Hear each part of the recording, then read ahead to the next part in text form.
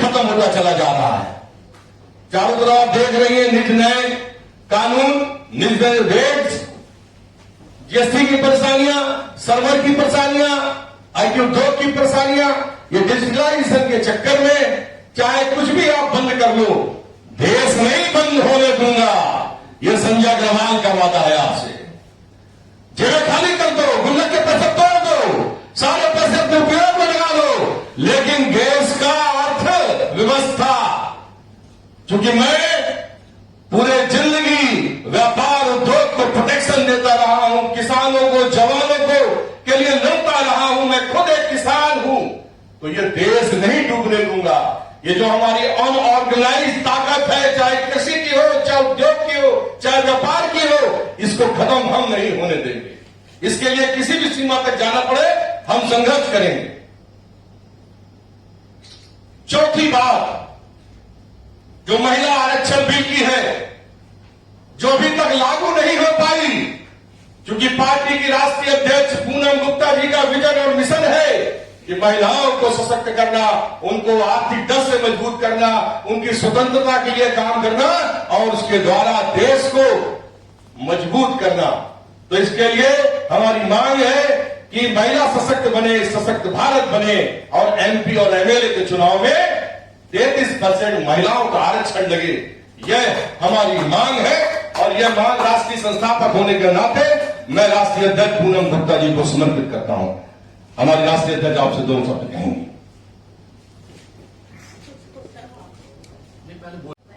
अच्छा, तो हमारे राष्ट्रीय प्रवक्ता जो है वो कुछ बात करना चाहते हैं आपसे।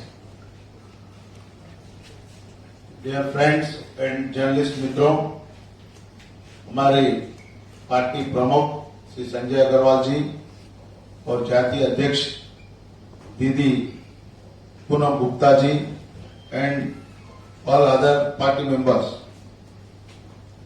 Today, after 75 years of our independence, now we are into 76th year, we have seen hundreds of parties in coming into this country, ruling multiple national parties, but still we can say that the purpose of the constitution, purpose of the democracy is still not been seen in this country. I am just questioning you, are you people happy? Are you people happy with the services of the government at your village level, Sarpanch office, or at your mandal level, district level, or any level, in the courts, in the assemblies, in the secretariats, wherever you go for some service, are you getting any proper response? Is it possible in this country? Is this the purpose that we have got the democracy and so many freedom fighters fought for this country? So there is a lot of lack of service for the citizens in this country. The reason is simple, that the citizen is away from politics, political are away from the government administration, and government is away from citizen service. In turn, we are facing day-to-day problems and nobody is there to care of us. In this matter, we all, people like us, we are together, we have decided to form a new party where every citizen will become a member and every citizen will participate in the decision makings of the country, and so that there won't be any gap between the citizen and the politics and government and the citizens. With this agenda, in a professional approach, we want to make the reforms in the administration and the system of this country. So I would like to inform each and every citizen of this country and also the journalists here that this party is mainly focusing on empowering every citizen of this country. There should be a response, respect and recognition to every citizen, so that the real value of the independence, the real value of the democracy we can see in this country. That's how I joined this team to develop together for the united and secular nation India. साथियों, बड़ा मजाक से लगता है हमारे देश में 75 साल होने जा रहे हैं देश के, और 75 सालों में भारत का निर्माण हमारी अभी तक की पार्टियां कर नहीं पाई। एक आदमी ने किसी बात में झगड़ा किया, दूसरे ने कहा कि मैं ये नहीं होने दूंगा, उसकी सरकार बनी, उसने वही एजेंडा लागू कर दिया। नया क्रिएटिव कुछ नहीं है, सृजन कुछ नहीं है, देश के निर्माण के लिए नहीं, व्यक्ति अपने खुद के निर्माण के लिए लगा हुआ है। और सबसे बड़ा दुर्भाग्यपूर्ण क्या है कि पहले परिवारों की सरकार बनती रही, अब व्यक्तिवादी सरकार बन रही है।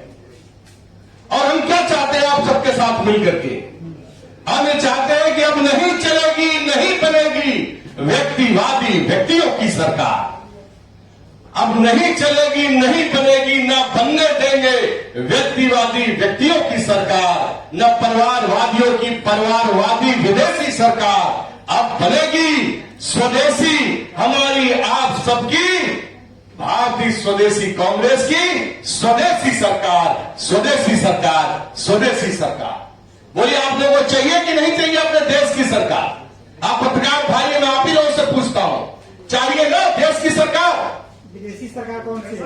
विदेशी सरकार जिसमें विदेशी लोग शासन करें, जिसमें विदेशी पॉलिसी शासन करें। अभी हमारे देश में किसान बिल क्या था? ये विदेशियों के द्वारा लाया हुआ ही तो बिल है कि आप दो कॉर्पोरेट के हाथ में आप इसको आप कंट्रोल कर ले, और हमारा जितना यहाँ पे किसान भाई है वो अनऑर्गेनाइज हो जाए, से अनऑर्गेनाइज से ऑर्गेनाइज कर दे, उनको षड्यंत्र के जरिए कंट्रोल में कर दे। भारत देश किसी के कंट्रोल में नहीं आएगा। चाइना और पाकिस्तान जैसे दुष्चारी लोग कंट्रोल करने के लिए प्रयास कर रहे हैं ना भारत देश को।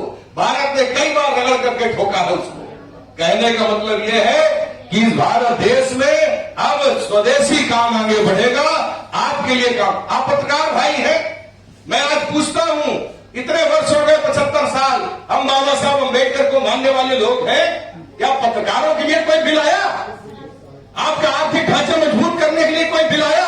अभी तक नहीं आया। भारतीय स्वदेशी कांग्रेस पत्रकारों के रोजगार को सुरक्षित करने के लिए बिल लेके आएगी। कम से कम आप लोगों के घरों में एक सभ्य समाज के हिसाब से 50,000 60,000 रुपया महीने में आमदनी पहुंचे। आप लोग इसके लिए हम लोग संघर्ष करेंगे आपके लिए। बोलिए, आपको चाहिए कि नहीं चाहिए 50-60,000 रुपए कम से कम महीने में तनख्वाह?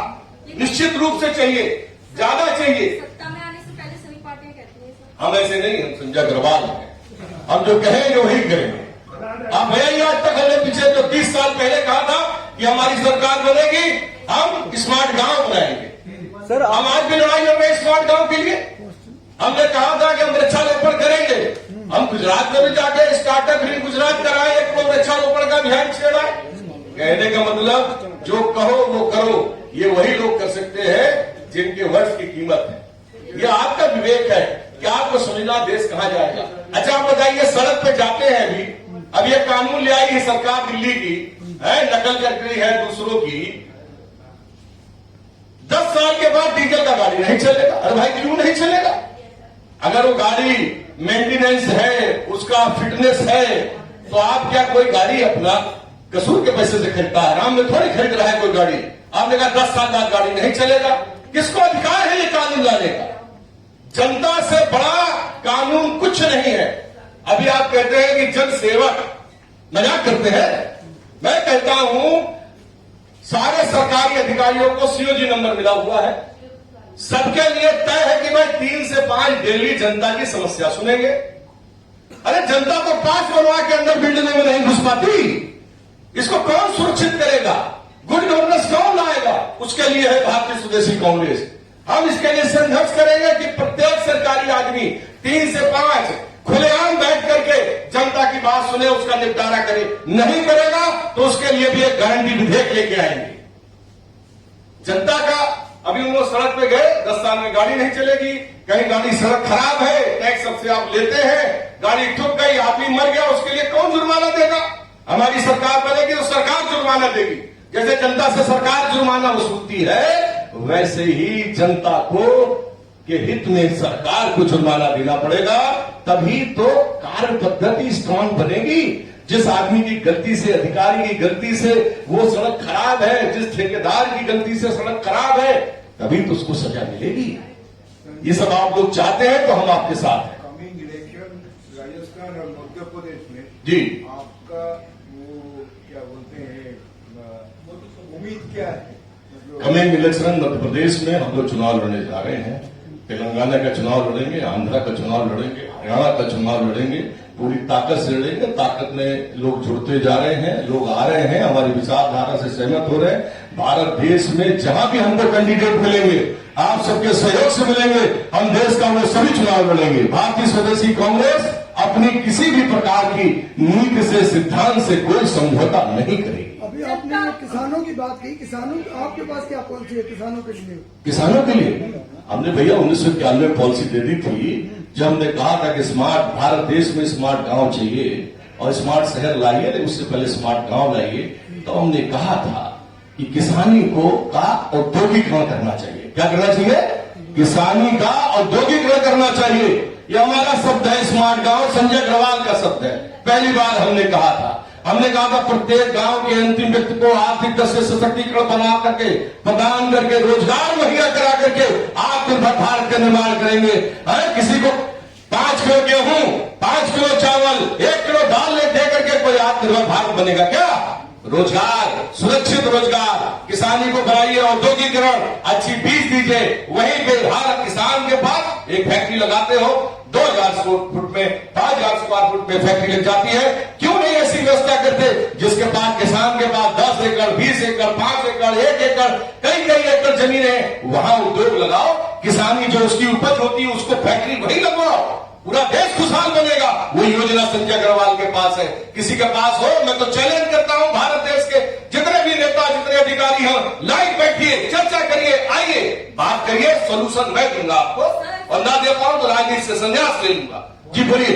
सर, आपको जनता वोट क्यों देगी? अच्छा ठीक है भैया। क्यों देगी जनता आपको वोट? आपने राष्ट्रीय हित में हमने क्या कार्य किए हैं? हमने जनता के लिए अच्छा, हमारी बहन पूछ रही है राष्ट्रीय हित में हमने क्या कार्य किया, तो वैसे तो अपनी तारीफ नहीं करनी चाहिए, लेकिन कुछ कार्य बहन को बता ही देते हैं। देखिए, भारत देश में सबसे पहले जब हम बच्चे थे, हम पढ़ते थे, अभी 12वीं पास नहीं किए थे, तो हम बनाए थे गौ रक्षक दल। भारत देश के गाय माता को संरक्षण और संवर्धन प्रदान के लिए बनाए गौरक्षण दल, और आज कई गौशालाओं को सुरक्षित संवर्धित करते हैं। नंबर 1। नंबर 2, पर्यावरण के लिए बनाए global warming summit, Akhil Bharatiya व्यापार महासभा का उप संगठन। उसके जरिए हमने कहा, इसी प्रेस क्लब में यही खड़े होकर के हमने इसकी शुरुआत की थी। पीपल का वृक्ष लगा करके हमने कहा था कि हम 20 करोड़ वृक्ष लगाने का अभियान चलाते हैं, और हमने 18 स्टेट में स्टार्टअप ग्रीन शुरू किया। सबसे पहले स्टार्टअप ग्रीन गुजरात किया, ठीक है। फिर गरीबों को देखते थे, ट्रेन से चले बचपन में तो देखा गरीब लोग खाने के लिए बैठे भीख मांग रहे हैं, इस देश में कोई उनके लिए सोच नहीं रहा, तो बनाए रोटी बैंक। हम संस्थापक हैं उसके, रोटी बैंक की स्थापना की है भारत देश में। आज बड़ा खुश होते हैं, बहुत सा रोटी बैंक चल रहा है। हमें लगता है चलो हमारा मुकाम, हमारा अभियान सफल होता महसूस होता है। ठीक है सर। फिर बनाए, सुन लीजिए, 1 मिनट 2-4 और बता दे दीजिए। फिर लोग बोले विदेशी के लिए काम कर रहे हैं, ईस्ट इंडिया कंपनी आई, हमें कब्जा करनी थी। हमारे पिताजी के और पिताजी के लोग हमारे स्वतंत्र संग्राम सेनानी बताते थे, हमारे नाना बाबा दादा, तो बनाए स्वदेशी संगठन, और राजीव दीक्षित जैसे महान लोग उसके साथ में जुड़कर काम किए। तो हम लोग कैसे कई 283 संगठन बना दिए, 283 आंदोलन कर दिए। आज और मौका मिलेगा तो और आंदोलन करेंगे। देश की जनता को संरक्षण और संवर्धन देने के लिए हम अपने को जिम्मेदार समझते हैं। हम कुछ हो ना हो, लेकिन जिस लायक के करेंगे। जी बताइए। इम्पोर्ट बिल और एक्सपोर्ट बिल दोनों ही बराबर है, ठीक है। तेल मंगाया जाता है फूकने के लिए, मतलब पेट्रोल डीजल मंगाया जाता है, भोज्य तेल भी मंगाया जाता है जी। खाने के लिए। आप इकोनॉमी के बारे में ऐसा बोल रहे जैसे लग रहा है कि इकोनॉमी ऐसा ही आपकी इशारा पे ही चलेगी इकोनॉमी। नहीं, हमारे सारे में तो तब चलेगी जब आप सब हमको चुनाव जिताएंगे, हमारी बात देश की जनता के अंतिम व्यक्ति तक पहुंचाएंगे। अरे आप ये प्रश्न क्यों नहीं पूछते? रोज जाते हैं पत्रकार बनकर तमाम सभाओं में, पूछते क्यों नहीं कि जीएसटी लगाओ तेल के अंदर? क्यों नहीं पूछते? पूछता हूँ तो लगाओ ना भैया, हम साथ हैं आपके, करो संघर्ष, हम भी साथ हैं। संघर्ष करना किसी राजनेता की ड्यूटी या जनसेवक की अकेले ड्यूटी नहीं है, प्रत्येक अंतिम पत्रकार की भी ड्यूटी है। हम सोच रहे हैं आपके बारे में ना, जब आपका डीएबीपी जो लगता है उसके ऊपर टैक्स लगाया गया, तो कुछ पत्रकारों ने हमको लिख करके हमारे दफ्तर में दिया कि भैया हम पत्रकार हैं, पहले कहते हैं तुमको वो देंगे एडवर्टीजमेंट और डीएबी, वो लगा दिए, ठीक है, और उसके बाद जब टैक्स लगा दिया तो लोग हमारे पास आए, हमने लड़ाई किए, पीछे हट गया था, पता नहीं दोबारा लगा दिया तो हमको पता नहीं, ठीक है। तो ये संघर्ष एक दूसरे को मिलकर करना पड़ेगा, देश के लिए संघर्ष करना पड़ेगा, व्यक्ति के लिए संघर्ष नहीं करना पड़ेगा। सर आपकी पार्टी ईवीएम पर क्या आपका ओपिनियन है? ईवीएम पे बोलिए, ईवीएम पे बोलिए सर। पूरा विपक्ष ईवीएम के खिलाफ है, ईवीएम बीजेपी को छोड़ने आपका क्या ओपिनियन है? देखिए, ईवीएम जो है, ईवीएम जैसे पहले लोग, पीछे कुछ सवाल है, एक मिनट का उत्तर करना संक्षेप में। पहले लोग क्या करते थे कि ईवीएम जो है, जैसे पहले वोट बैलेट को कब्जा कर लेते थे, ऐसे कुछ लोगों के पास ईवीएम की मशीनें हैं, वो भी समय पा करके ईवीएम की मशीनें रात बिरात सहयोग से सरकार से बदल लेते हैं, ऐसा मेरा आइडिया है, ठीक है। और ईवीएम में बैठकर सॉफ्टवेयर में कोई टेक्नोलॉजिकल फेड करते, मैं इसको नहीं मानता हूं। ईवीएम चले लेकिन थोड़ा सा कागज पर चले, ईवीएम में टेम्परिंग नहीं हो सकती, आपका मानना है? काम करूंगा कोई हरा नहीं पाएगा। हर स्पीच में केवल रोजगार की बातें आप नहीं करिए, जो भी सरकारें आती है या आना चाहती है वो रोजगार की बात जरूर करती है, बट अगर प्रेजेंट में देखा जाए तो रोजगार करते, जैसे आपने बोला जो उद्योग लगाएंगे, उद्योग लगाने के बाद जो जीएसटी चलाएंगे आप, जीएसटी से जो टैक्स आएगा आपके पास, वो सारा संसद भवन में खर्च कर देंगे आप। आपकी सरकार ने 2 साल में कब अनाउंसमेंट किया कि संसद के जितने भी फैसिलिटी है उसको कम करके हम जनता के इसमें लगाएंगे, जबकि एक पार्टी ने ऐसा ऐलान किया है। क्या आपकी पार्टी ने कभी ऐलान की? क्या आपने? अरे भाई, संसद तक पहुंचाओ तो हम पूरा संसद पूरा देश ठीक कर देंगे, पहुंचाओ तो पहले। कोई ऐलान किया ऐसा एक मिनट आप समझिए, आज का देश का मैक्सिमम प्रॉब्लम है संसद से ही है। हमारे अंबेडकर जी, पूज्य अंबेडकर जी जो कॉन्स्टिट्यूशन बनाया है, इसमें मेजर रिस्पांसिबिलिटी दिया है, कॉन्स्टिट्यूशन में देश को चलाने का रिस्पांसिबिलिटी संसद का है, पार्लियामेंट का है। जो लोग पार्लियामेंट में बैठते हैं उसकी जिम्मेदारी है देश को वेलफेयर बनाओ, देश को गुड गवर्नेंस बनाओ। मगर हम देखते हैं पार्लियामेंट में कभी कभी एक कॉमेडी शो भी बन जाता है, पार्लियामेंट असेंबली, आप भी देख रहे हैं, आप भी मैक्सिमम देखते हैं, तो इसको सुधारना है। पार्लियामेंट में ऐसा जैसा चर्चा चल रहा है ऐसा चर्चा चलना चाहिए, असेंबली में भी ऐसा चर्चा चलना चाहिए, टॉपिक पे चर्चा चलना चाहिए। जो एमएलए है, एमपी है, वो लोग भी इसमें इन्वॉल्व होना चाहिए। उसके लिए अच्छा लोगों को सेलेक्ट करना पब्लिक का जिम्मेदारी है। अच्छा लोगों को, कौन अच्छा कौन बुरा, ये सब देखभाल और पब्लिक को नॉलेज देने का काम आप लोग पत्रकार का है।